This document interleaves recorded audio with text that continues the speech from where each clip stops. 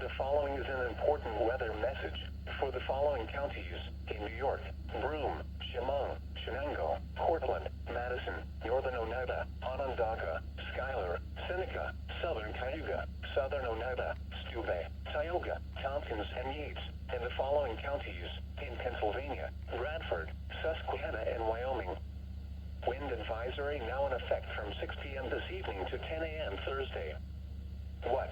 West to northwest winds 15 to 25 miles per hour with 40 to 50 miles per hour gusts expected.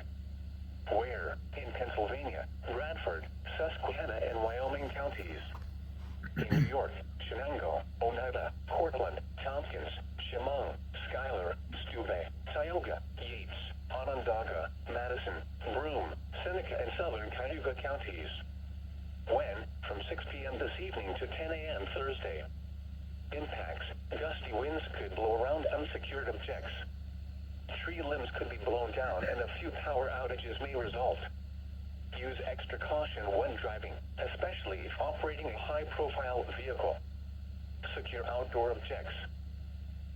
The following is an important